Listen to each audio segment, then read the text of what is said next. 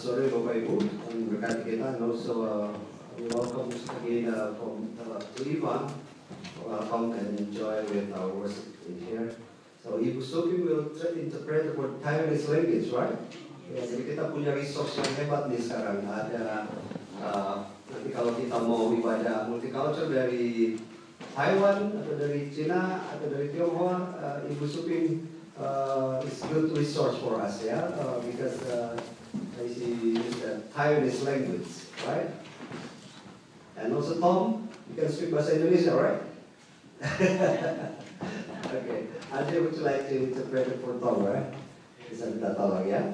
Jadi Tom udah bisa bahasa Indonesia, you can speak bahasa Indonesia kan? Ya, udah speak. Saudara-saudara yang dikasih dalam Tuhan, hari ini kita telah membaca dari 1 Samuel pasal 16 ayat yang pertama 3 sampai dengan ayat yang 13. Saudara, kalau kita lihat konteks Indonesia akhir-akhir ini, apa yang lagi heboh di Indonesia? Wah, semua di Facebook itu mempersiapkan pemilihan legislatif. Mana nih Pak Mona ini? Pak Mona dia tokoh pemilu. Salah satu. Jadi ada pemilihan legislatif dan ada juga pemilihan nanti presiden dan wakil presiden.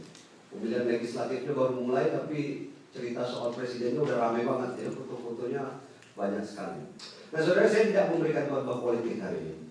Pendeta nggak boleh pro sana, nggak boleh pro sini ya, harus netral dalam berpolitik, tapi memberikan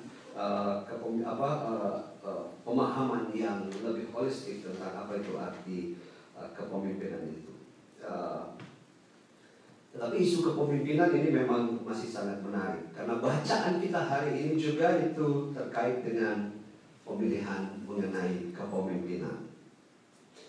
Untuk apa Allah memilih Daud dan bukan saudara-saudara yang lainnya? Tadi Pak Rob sudah cerita, saya tidak usah ulangi lagi dan kita sudah baca. Untuk apa Allah memilih Daud dan bukan saudara-saudaranya yang lain?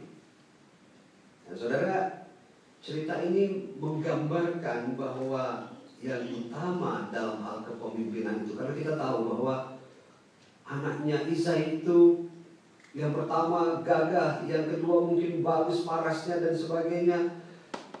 Tapi kita tahu Daud adalah seorang gembala. Dia waktu dipilih sedang melayani atau sedang menjaga kawanan domba-domba atau gembalaannya itu. Cerita ini menggambarkan bahwa hal yang utama itu dalam kepemimpinan, khususnya dalam konteks Israel pada saat itu, adalah bagaimana peran Allah di dalamnya. Bukan kehebatan atau gagah perkasanya seorang dapat memimpin umat. Saudara lihat kasus Saul gagal, tapi yang terpenting adalah peran serta Allah yang besar yang membuat keberhasilan. Dan prinsip ini harus dipegang teguh. Allah adalah sumber kekuatan dalam kepemimpinan. Saul gagal karena arogan. Mungkin dia orang yang hebat, badannya mungkin kekar, memang betul-betul punya leadership yang hebat, tapi gagal juga. Daud juga memang pernah jatuh beberapa kali dan lupa diri. Kita tahu dalam kasus Bathsheba ya, dia juga pernah jatuh. Salomo berapa kali ditegur oleh Allah. Apalagi raja-raja setelah Salomo hampir sebagian besar terjebak dalam kekuasaan tanpa penyertaan Allah. Jadi betapa pentingnya kepemimpinan yang didasarkan pada peran serta Allah di dalamnya. So my brothers and sisters, I start this sermon by stating that leadership is a very important thing.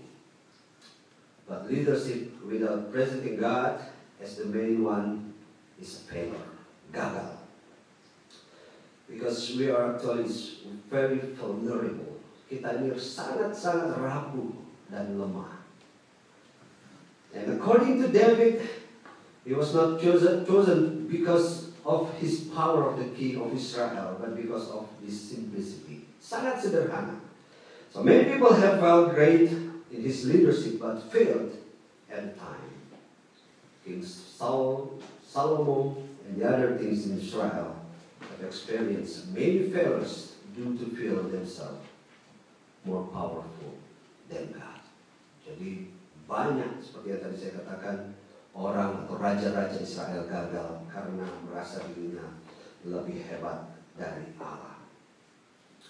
Saudara, orang berkuasa, kalau orang sudah berkuasa, orang bisa sering lupa pada komitmen awal. Kasus Daud sebenarnya menarik kalau kita terus telusuri ya. Jadi dia dipilih karena kerendah kesederhanaannya, tapi ketika dia memimpin, kasus Bathsheba itu nampak sekali. Dia merasa arogan, dia merasa hebat. Pada saat itu dia gagal, dia lupa komitmen awalnya. Dari sini saya kira menjadi penting, terus kita harus selalu diingatkan bagaimana menempatkan Allah di dalam kepemimpinan. Menempatkan Allah sebagai sumber kepemimpinan. Saya kira ini kata yang sangat-sangat penting. How to put in or placing God in our leadership. Ini menjadi satu hal yang sangat penting bagi kita. Saya kira kepemimpinan dalam hal apa saja, dalam lingkup yang paling kecil yaitu rumah tangga, sampai kepada yang paling besar yaitu kepemimpinan atau memimpin bangsa. All the level of leadership, at home, at work, even as the nation of leaders. Jadi saya kira kepemimpinan dalam arti apapun, di level apapun, saya kira kita tetap perlu menempatkan Allah sebagai bagian yang paling penting dalam kepemimpinan. Nah saudara, saya tidak ingin berkhotbah mengenai situasi politik yang ada di Indonesia. Tapi sekali lagi, hal kepemimpinan ini sangat erat kaitannya dengan kita saat ini. Saya cuma mau menyimpulkan di sini bahwa kita semua adalah pemimpin, ya kan? All of us as a leader. Kita semua adalah para pemimpin dalam berbagai level, di rumah, di kantor, di tempat kita bekerja, atau apa saja. Kita semua adalah pemimpin. Kalau saya dan saudara adalah seorang pemimpin, maka ingatlah sekali lagi kembali pada tema di atas, harus menempatkan Allah sebagai yang utama. Apabila mungkin ini terlalu umum konsep ini, kita semua sudah paham tentang itu. Tapi saya ingin masuk sedikit banyak lebih dalam tentang hal ini. Saudara yang membaca status Facebook saya beberapa hari lalu, saya menulis apa kira-kira di situ? Ada satu kata singkat yang saya tulis dengan pro infirmis. Sayangnya tidak ada yang komentar, tidak ada yang beri like, ya. Dan saya senang itu karena tidak ada yang beri like dan tidak ada yang beri komentar. Artinya apa? Memang kata ini menjadi kata yang unik, menjadi kata yang tidak populer, dan saya senang dengan hal-hal yang begitu. Pro infirmis. Ada yang tahu pro infirmis? Enggak, karena memang nggak lihat itu. Tapi kalau saudara lihat pro infirmis, saudara, saya ingin memulai konsep bagaimana menempatkan Allah itu dalam hidup kita sebagai pemimpin di berbagai level, untuk menempatkan kata pro infirmis. Infirmis itu adalah handicap, orang yang rapuh, yang memang mungkin lebih pada cacat, tetapi saya lebih mengartikan kerapuhan, vulnerable, kelemahan. Dan pro infirmis, bagaimana kita bisa pro terhadap orang-orang yang seperti ini. Nah, kita akan lihat apa itu pro infirmis dalam kita memahami tentang arti makna. Bagaimana dalam kelemahan itu pun, dalam kerapuhan itu, kalau kita menempatkan Allah di dalamnya, itu akan bisa menjadi sangat besar dan luar biasa. Pro infirmis. Saya ingin mengajak saudara untuk melihat video yang satu ini.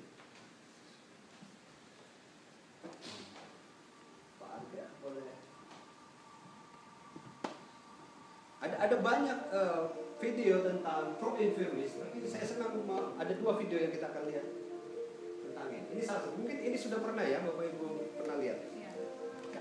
Saya kira ini sangat penting. Bisa kuatin sedikit.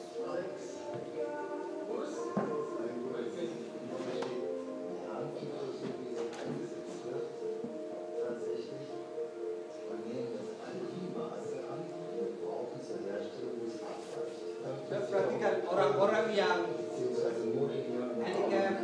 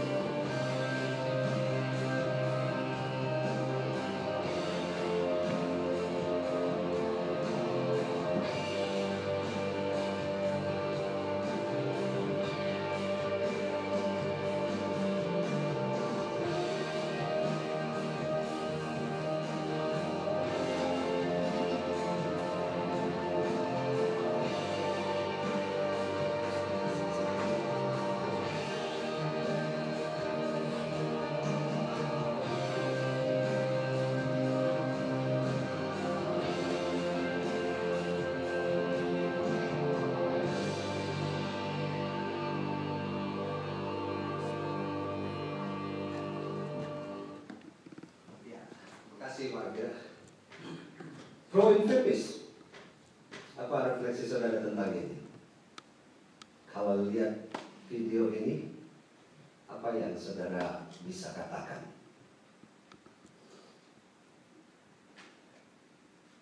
Cacat, kerapuhan, kelemahan, apakah tidak bisa menjadi sesuatu yang besar? Tidak. Kerapuhan, kelemahan, dan seterusnya itu bisa menjadi sesuatu yang besar. Bisa menjadi sesuatu yang kuat dan memiliki potensi yang besar di dalam kehidupan.